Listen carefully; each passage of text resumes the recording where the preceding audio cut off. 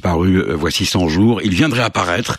Je veux parler de l'opposant congolais d'Ongola Diomi. Il a donc été libéré cette nuit à 1h du matin par les services de sécurité selon ses proches. Les autorités continuent d'affirmer qu'elles ne l'ont jamais arrêté. Des hommes l'ont déposé à 2 kilomètres de chez lui, affaibli et malade. L'opposant s'exprimera dans les prochains jours sur l'identité de ses ravisseurs ainsi que leur motivation. Bruno Minas, vous êtes à Kinshasa pour RFI. Vous nous en dites davantage. Eugène Diomi Dongala avait disparu depuis fin juillet. Selon son épouse, il a été relâché cette nuit dans la périphérie de Kinshasa, à proximité d'un camp militaire. Souffrant, il est soigné à domicile par un médecin.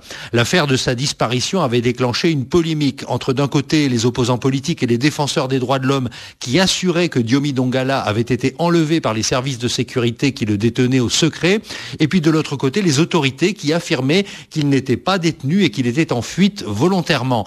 Les conditions dans lesquelles ce leader réapparaît aujourd'hui ne permettent pas de vider la polémique. Les autorités réaffirment qu'il n'a pas été arrêté. Le porte-parole du gouvernement, Lambert Mende, disait ce matin qu'il a monté un coup pour faire parler de lui à la veille de la visite de François Hollande. Diomi n'est pas en mesure de s'exprimer aujourd'hui, dit son entourage. Il devrait le faire demain.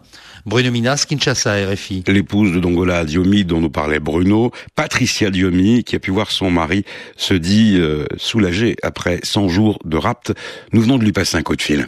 Mon mari a été libéré cette nuit, plus ou moins à 1h du matin, sur l'avenue route de Matadi. Il a été libéré par les mêmes personnes qui l'ont enlevé et par là, il a rejoint à pied la maison. En ce moment, il est sous perfusion parce qu'il a un niveau de malaria plutôt élevé qui devait être immédiatement soigné. Et pour d'autres problèmes, nous attendons les résultats des examens sanguins. A-t-il été victime de violence lors de son kidnapping, lors de ces 3 mois de détention? Oui, je lui ai posé la question.